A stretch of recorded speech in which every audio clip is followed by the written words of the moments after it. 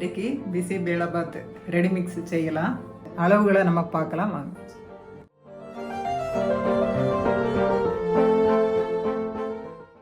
சாப்பாடு அரிசி 700 கிராம் எடுத்துக்கலாம். துவரம்பருப்பு 228 கிராம், கடலைப்பருப்பு 70 கிராம், வரமல்லி 21 கிராம், வெந்தயம் 11 கிராம், மஞ்சள் தூள் 11 கிராம், உப்பு 70 கிராம், சாம்பார் பொடி 50 கிராம், பெருங்காயம் ஒரு 10 கிராம். இதையெல்லாம் நம்ம ஒன்றா போட்டு அரைக்கணும் மிக்சியில். நம்ம எடுத்துருக்கிற பொருட்களெல்லாம் இதில் போட்டுடலாம். அரிசி, துவரம்பருப்பு, கடலைப்பருப்பு, வெந்தயம், மல்லியை நம்ம முதல்ல கொஞ்சம் அரைச்சி எடுத்துக்கலாம். ஏன்னா இது இதோடு சேர்த்து போட்டால் ஒழுங்காக அரைக்காது. அதனால் மல்லியை மட்டும் நம்ம தனியாக அரைச்சி எடுத்துக்கிடுவோம். மல்லி நல்லா பொடியாக அரைச்சிருச்சுது. இதை இந்த பொருட்களோடு நம்ம மிக்ஸ் பண்ணிக்கலாம். மல்லி போட்ட பிறகு அதை நம்ம மிக்ஸ் பண்ணிக்கிடுவோம். இதை ஒன்று ரொம்ப நைஸாக அரைக்கக்கூடாது. நமக்கு 1-2 உடைஞ்சா போதும். இது கூடவே சாம்பார் பொடி, உப்பு, பெருங்காயத்தூள், மஞ்சள் தூள் எல்லாம் போட்டுடலாம். நல்லா மிக்ஸ் பண்ணி விட்டுருவோம். எல்லாம் ஈக்குவலாக இருக்கும். இது 6 மாதம் வரை கெடாது. ஏன்னா உப்பு போட்டிருக்கோம். கடைசியில் நல்லெண்ணெயை ஊற்றி நம்ம லேசாக மிக்ஸ் பண்ணணும். மிக்ஸ் பண்ணி வச்சுட்டா இது கெடாது. மிக்சியில் போட்டு அரைக்கலாம். நிறைய போடக்கூடாது. நிறைய போட்டால் அது ஒழுங்காக அரைக்காது. நான் ஒரு 3 கரண்டி 4 கரண்டி போட்டிருக்கேன். இந்த மாதிரி அரைப்பட்டால் போதும். இதை நம்ம எடுத்துகிட்டு மறுபடியும் மீதி உள்ள பொருட்களையும் இது மாதிரி அரைச்சிடலாம். பிசி பேளாபாத் மிக்ஸு ரெடி ஆகியாச்சு. இது பாருங்கள் எப்படி நம்ம அரைக்கணும்னு. ரொம்ப நைஸாக அரைக்க விடாது. அந்த பருப்பெல்லாம் நமக்கு கொஞ்சம் தெரியணும். இந்த பொடியில் நல்லெண்ணெய் ஊற்றி நம்ம மிக்ஸ் பண்ணிடலாம். அப்போ தான் அது கெடாமல் இருக்கும். இதுக்கு நம்ம கெமிக்கல் எதுவுமே போடலை. இதுதான் ப்ரிசர்வேட்டிவ். உப்பும் நல்லெண்ணெயும் தான் ப்ரிசர்வேட்டிவ். 3 டேபிள் ஸ்பூன் நல்லெண்ணெய் ஊற்றி இதுக்கு மிக்ஸ் பண்ணி விட்டுடலாம்.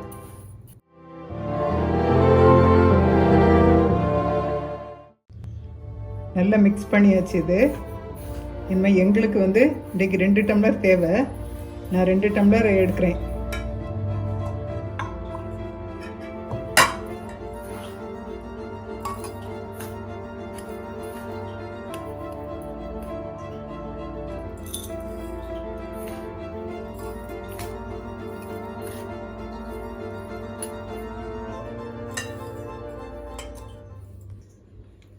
ஒரு டம்ளருக்கு 3 டம்ளர் தண்ணி ஊற்றணும்.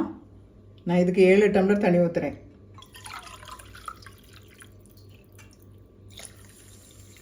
இது மிக்ஸ் பண்ணிவிட்டு ஒரு அரை மணி நேரம் வச்சுருப்போம், ஊறட்டும். பிசி பேளாபாத் அதுக்கு முதல்ல காயெல்லாம் நம்ம போட்டு கொஞ்சம் செய்யணும். சின்ன வெங்காயம் 3, 2 தக்காளி, 2 பச்சை மிளகாய், காலிஃப்ளவர் கொஞ்சம், கேரட்டு சின்ன கேரட்டாக இருக்கிறதுனால நான் 3 போட்டிருக்கிறேன், கொஞ்சம் பீன்ஸு, அப்புறம் தாளிக்கிறதுக்கு கருவேப்பிலை, கொத்தமல்லி கடைசியாக நம்ம போடணும். வெள்ளை பூசணிக்காய் ஒரு 1/2 கிலோ. நான் எடுத்துருக்கிறதுக்கு 1/2 கிலோ போதும். ஒரு முருங்கைக்காய். என்ன செய்முறையை பார்க்கலாம். கேஸை ஆன் பண்ணிவிட்டு குக்கரை நம்ம வைக்கலாம். எண்ணெய் ஊற்றிக்கலாம். நல்லெண்ணெய் ஒரு 4 டேபிள் ஸ்பூன் ஊற்றலாம். எண்ணெயும் சூடாகிடுச்சு. இது என்ன வெங்காயம் போடலாம்.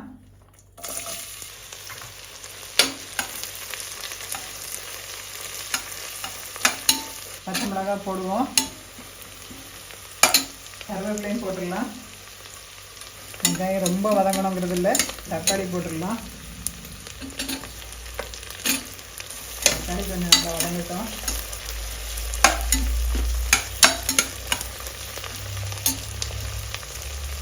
கேரட்டு, பீன்ஸ் எல்லாம் போட்டுடலாம்.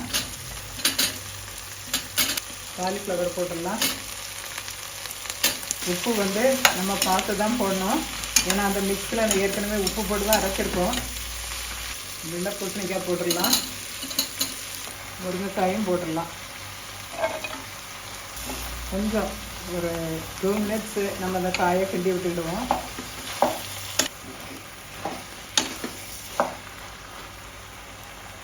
ஒரு டம்ளருக்கு 3 டம்ளர் தண்ணி, நான் 2 டம்ளர் போட்டிருக்கேன். 7 டம்ளர் தண்ணி. அரை மணி நேரம் ஆயிடுச்சு. அதை அவ்வளோ ஊற்றிடலாம்.